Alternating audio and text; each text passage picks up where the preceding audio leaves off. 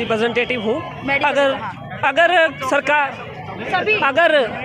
अगर सरकार अपनी जिम्मेदारियों प्राइवेट हॉस्पिटल पर थोपकर ये कहना चाहती है कि जो अपने सरकारी हॉस्पिटलों में कार्य हो रहे हैं वो प्राइवेट में हो सकता है, तो मैम अगर ऐसी सुविधा है तो वो खुद क्यों नहीं करते? ये देखिए, ये है युवाओं की पीड़ कि आखिर ऐसा क्यों? अब आखिर ऐसा क्यों पे हम सवाल करते सर आपका, आखिर ऐसा क्यों RTH जो लागू हो रहा है, आखिर ऐसा क्या हुआ जो सरकार को ये बिल हमारे पे लागू करना पड़ा? मैडम, ये कुछ राजनीतिक कारण भी इसके पीछे हो सकते हैं और सरकार ये चाहती है कि भी जो गवर्नमेंट हॉस्पिटल के अंदर अपग्रेडेशन नहीं कर सकती है वो जनता को लुभाने के लिए प्राइवेट सेक्टर के अंदर उसका अति भार डाल दिया जाए। उनको बिना किसी चार्ज के पेशेंट को फ्री देखने के लिए कहा जा रहा है और कुछ इस तरह के नियम कायदे लगाए गए हैं जिससे कि हर हॉस्पिटल आज की डेट में खतरे में आ जाएगा।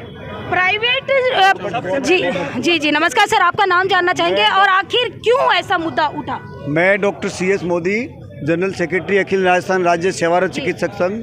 दरअसल सरकारी चिकित्सक तो वैसे ही पहले से इस स्थिति से परेशान है क्योंकि सरकार के अंदर आज तक कोई व्यवस्था नहीं है, ना ट्रॉमा सेंटर में व्यवस्था है, ना कोई इमरजेंसी में, आप सब जानते हैं। और उसके साथ साथ उसको हम अपग्रेड नहीं कर पा रहे हैं। ट्रॉमा सेंटर में पूरी पोस्टें नहीं है, वहाँ पे पूरा स्टाफ नहीं है। लेकिन सर जैसे बात अगर की जाए प्राइवेट जो हैं उनके भी तो बिल बहुत ज़्यादा आते हैं, तो क्या सरकार देखिए उसके लिए प्राइवेट अस्पताल पहले से ही तैयार है, उसके लिए हमारे को उसको कहने की आवश्यकता नहीं है। परंतु जब आप सरकार के अंदर पहले व्यवस्था कीजिए, आखिरकार आदमी जो होता है इमरजेंसी के अंदर सरकार में ही ट्रीट होती है। आपके पास ऐसे मुद्दे हैं जो आप सरकार तक रख सके कि आप ये लागू करने चाहिए? जी, ये पहले से देखिए, ये स्टैंडर्ड पहले से नॉर्म्स तय है, ICU के नॉर्म्स तय है, इमरजेंसी के नॉर्म्स हैं, ट्रॉमा सेंटर के नॉर्म्स हैं, वार्ड्स के नॉर्म्स हैं, सारे नॉर्म्स तय हैं। उन नॉर्म्स को पहले आप सरकार में लागू करो, अन्यथा सरकारी डॉक्टर भी इसके साथ है और हम एरिस्डा की तरफ से इस आंदोलन का पूरा समर्थन करते हैं। और अगर जैसे जैसे आंदोलन बढ़ेगा तो एरिस्डा भी इसमें पीछे नहीं रहेगा। जैसे जैसे आंदोलन बढ़ेगा। हाँ जी बताइए सर। मैडम, मैं डॉक्टर विनोद छिपा हूँ, मैं RMCTA से हूँ सर, स्टेट रिप्रेजेंटेटिव।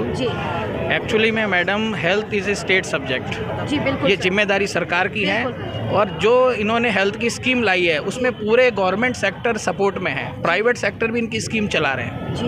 तो हमारे सपोर्ट के बगैर ये स्कीम नहीं चलती। तो अब ये क्या कह रहे हैं कि आप जैसे राइट टू फूड नहीं है, आप कह दो किराना वाले को कि आप फ्री में दो सबको फूड, पैसा हम देंगे क्या कोई? राइट टू लॉ ऑर्डर नहीं है, आप पुलिस में चले जाओ, पुलिस को कह दो सबको फ्री में करेंगे।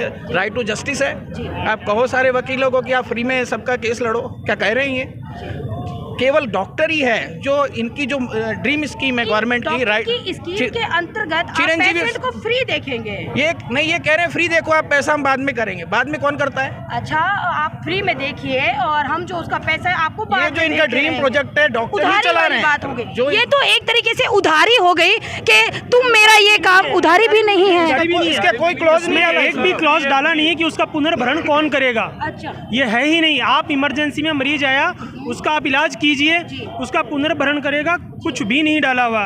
इलाज आप कीजिए, उनका ध्यान आप रखिए और अगर पेशेंट को कुछ हो जाता है तो उनके आए हुए साथ वालों के डंडे, उनकी मार, उनकी गालियां और उनके द्वारा दिया गया आपके ऊपर ऐसा मुद्दा हो सकता है कचहरी तक चला जाए, वो अपने पुलिस विभाग तक चले जाए, कहीं भी जा सकते हैं, भारत के स्वतंत्र नागरिक हैं। तो ये जो सारी चीज़ें हैं वो डॉक्टर पे लागू ये लोग कर रहे हैं। जो आप कह रहे हैं कि आप कहीं भी चले जाइए, तो इसमें आप मतलब जो डॉक्टर्स हैं वो उसके अगेंस्ट में कहीं नहीं जा सकते, किसी भी न्यायालय में नहीं जा सकते। इन्होंने डॉक्टर्स के लिए ऐसा नहीं है कि ये इस RTH में, हाँ यही है, इसमें RTH में आप किसी भी लेवल पे, किसी भी न्यायालय में उसको अपना ये कैसा बिल हुआ जिस बिल में जिनके लिए ये बिल बनाया गया है उनकी सुरक्षा का कोई ध्यान नहीं रखा गया। यही पीड़ा है इनकी। और सर, अब सामाजिक कार्यकर्ता, क्या नाम है सर आपका? पुनीत कुमार जी, जरा कैमरा इधर लेकर आइए सर। पुनीत कुमार जी, आप सामाजिक स्तर पे काम करते हैं, लोगों की पीड़ा सुनना आपका नैतिक कार्य है, तो डॉक्टर किसके अंदर आते हैं? सरकार के साथ आते हैं, जनता के साथ आते हैं, और एक आप सामाजिक जो काम करते हैं, तो आप कैसे देखेंगे? मैं ये कहना चाहता हूँ, डॉक्टर से एक पहले से आप मानव। अपना नाम बताइए और कौन से संस्था से है, परिचय दीजिए। देखो, मेरा नाम पुनीत कुमार ढाल है, मैं सोशल वर्कर हूँ। देखो, डॉक्टर एक सामाजिक सेवा और एक बीमारी से और जीवन से मौत से लड़ते हुए एक भगवान का अवतार डॉक्टर हैं। आज जयपुर में इन्होंने शांतिपूर्ण तरीके से सरकार के सामने हर आदमी को अपनी बात रखने का अधिकार है।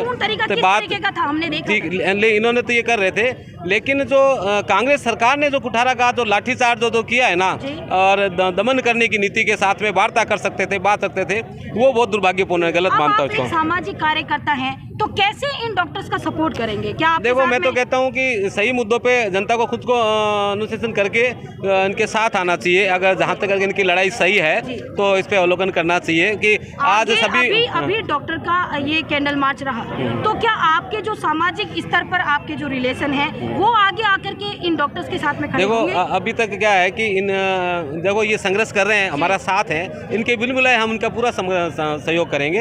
वैसे मैं आम आदमी पार्टी से हूँ, तो हमारी पार्टी ने जयपुर में भी इस कृत्य की घोषणा की है, और हम जब तक ये संघर्ष करेंगे इनके साथ कंधे से कंधा मिला के इनकी हेल्प करेंगे। डॉक्टर के साथ में जनता है, फार्मासिस्ट है, मेडिकल स्टोर हैं, तमाम लोग हैं, और अब डॉक्टर्स के साथ में सामाजिक कार्यकर्ता जो है वो भी आ चुके हैं, कुछ और भी हैं, रेजिडेंट डॉक्टर्स है। सर, आप मुझे लगता है बखूबी आरटीएच के बारे में बता पाएंगे। मैं doctor Manoj Yadav, resident doctors association का वाइस प्रेसिडेंट हूँ। देखो, ये जो काला कानून है ये न डॉक्टर्स के फ़ायदे का है और नई जनता के फ़ायदे का है, तो हम इसका पूरी तरीके से विरोध करते हैं, और हमारी एक ही मांग है कि नो टू आरटीएच। ये काफ़ी विसंगतियों से भरा हुआ है, और इसमें न जनता का भी भला नहीं होने वाला। कल ये जनता भी ये समझ ले कि भाई इसका भी भला नहीं होने वाला, और डॉक्टर्स का तो पूरा नुकसान है ही है। भला कैसे नहीं होगा? क्योंकि अगर वो तत्काल अवस्था में आपके पास आते हैं, आपको तो उसका ट्रीटमेंट करना पड़ेगा, तो उनके लिए तो कहीं ना कहीं ये फायदे का सूत्र है। इसमें कोई भी स्पेसिफिकेशन नहीं है कि फलाना डॉक्टर ये काम करेगा। अगर मैं डेंटिस्ट हूँ तो मेरे पास अगर इमरजेंसी आ गई तो मुझे उस इमरजेंसी को हैंडल करना है, चाहे मैं उसके लिए काबिल हूँ या नहीं हूँ। ये जो बात है, ये इन सर का कहना है कि अगर मैं डेंटिस्ट हूँ, अब मेरे पास में कोई गायनिक पेशेंट आती है जो डिलीवरी वाली हैं, या एक्सीडेंटल पेशेंट आते हैं, या कहीं और से, जैसे अभी आग में कहीं जल करके आ गए हैं। अब ये बताइए, जब मैं दांत का डॉक्टर हूँ तो मैं हड्डी का इलाज कैसे कर सकता हूँ, और जब मैं हड्डी का डॉक्टर हूँ तो मैं बच्चों को पैदा कहाँ से करवा सकता हूँ? चलो करवा भी दिया मैंने, कहीं से अरेंजमेंट भी कर लिया, तो मैं उनका भुगतान कहाँ से करूँगा? लोक लुभावन बनाया हुआ है सरकार का। जो है इस योजना में कोई भी प्रूफ, मतलब किसी प्रकार का तथ्यात्मक कुछ भी, इमरजेंसी किसे कहेंगे यही डिफाइन नहीं है। इमरजेंसी किसे कहते हैं? डॉक्टर साहब का कहना है इमरजेंसी किसे कहते हैं, शायद इनको पता नहीं है। मैं आपको थोड़ा सा बताना चाहूँगी, अगर हमारे साथ में अभी दुर्घटना घटी है, एक्सीडेंट हो गया है, हमारे साथ में कोई नहीं है, हमारे साथ में नहीं है कोई, किसी को पता चलता है हम यहाँ से आए हैं, वो तुरंत फ़ोन करता है, भागते हुए हमें हॉस्पिटल लेकर के आते हैं और कैजुअलिटी के अंदर लेकर के जाते हैं, वहाँ पे जाकर के उनका आनन फानन में ट्रीटमेंट शुरू किया जाता है, और जब पेशेंट को राहत मिलती है उसके घर वाले आते हैं, वो होता है इमरजेंसी ट्रीटमेंट। इमरजेंसी की कोई डेफिनेशन नहीं है मैडम। आप बताया आपने कि भाई आप इमरजेंसी में आए हो, मेरे पास एक मरीज के हल्का सा पेट में दर्द है, वो पहले से ही चिल्ला रहा है कि मेरे इमरजेंसी है, तो उसमें हम डिफाइन कैसे करेंगे कि इसको इमरजेंसी का आपको, तो हम तो उसको टाइम दे रहे हैं, वहाँ से उसको ज़रूरत उसको है, वो आके बाहर केस करेगा कि मेरी इमरजेंसी हैंडल नहीं की गई, तो डॉक्टर्स डिफाइन कैसे करेगा? जिस मरीज के जो तकलीफ है उसके लिए वो एक इमरजेंसी है। आज मुझे कुछ भी दर्द है तो मेरे लिए वो इमरजेंसी है, आपको कोई दर्द है तो वो आपके लिए इमरजेंसी है। लेकिन सरकार के द्वारा ऐसा कोई भी डेफिनेट इमरजेंसी में मरीज को अटेंड करना है, उसकी व्यवस्थाएं करनी है, और उसको संबंधित नहीं मानी गई। हाँ जी, आगे आपका क्या कदम रहेगा? इसके लिए पहले तो हम विचार कर रहे हैं कि भाई आप मान लेते हैं, इन केस अगर नहीं मानते हैं तो इस आंदोलन को और तीव्र गति से आगे बढ़ाया जाएगा, और इसके लिए लीगल एक्शन लेना पड़ा तो और लेना पड़ेगा। इसकी अनिश्चित काल की आगे भी सीमाएं बढ़ाई जा सकती है। कंप्लीट मेडिकल इमरजेंसी की तरफ राजस्थान को धकेला जा रहा है, जिसके लिए पूर्णतः ये सरकार दोषी है, और मैं RDA Rajasthan doctors resident doctors association की तरफ से सरकार से आह्वान करता हूं कि ये तुरंत मांगे मान ली जाएं, नहीं तो हम कंप्लीट शटडाउन करने पे विचार कर रहे हैं। आपकी जितने भी हॉस्पिटल है वो चालू हैं, उनमें सेवाएं चालू? अभी सरकारी अस्पताल चालू है, लेकिन हम प्राइवेट नहीं है, बिल्कुल प्राइवेट कंप्लीट बंद है, लेकिन सरकार जो हॉस्पिटल है जिसकी रीड RDA होती है, रेजिडेंट डॉक्टर होते हैं, वो भी कंप्लीट शटडाउन पे अपना वो कर रहे हैं, मन बना रहे हैं। और जल्दी ही यदि इस तरह सरकार ने अपनी इनकी मांगे नहीं मानी तो हम कंप्लीट शटडाउन के लिए तैयार हैं। जल्द ही हमारी आम आदमी के पहलू से मैं मेडिकल प्रोफेशन से हूँ, मैं एक आम आदमी के पहलू से एक बात रखना चाहूँगा। नहीं, मैं मेडिकल प्रोफेशन से हूँ मैडम, बट मैं एक आम आदमी की पहलू से बात करना चाहूँगा। नाम बताइए। मेरा नाम मैम दुर्ग सिंह भाटी है, मैं फार्मा प्रोफेशन में हूँ। बट यदि आम आदमी की तरफ से भी सोचा जाए कि गहलोत सरकार ने आम आदमी को एक तोहफा दिया है, मैम ये तोहफा नहीं, ये बिना हवा का गुब्बारा है। एक्चुअल में क्या है, 100% जो पेशेंट आते हैं, मैं बीकानेर की बात करूं, जयपुर के SMS की बात करूं या PBM की बात करूं, तो 70% पेशेंट होते हैं वो कहीं ना कहीं जो लोड है उसका गवर्नमेंट हॉस्पिटल से लेते हैं। बिल्कुल। अभी क्या होगा, जब सारा प्राइवेट में फ्री हो जाएगा तो सारे पेशेंट कहाँ जाएंगे? गवर्नमेंट में कोई जाएगा?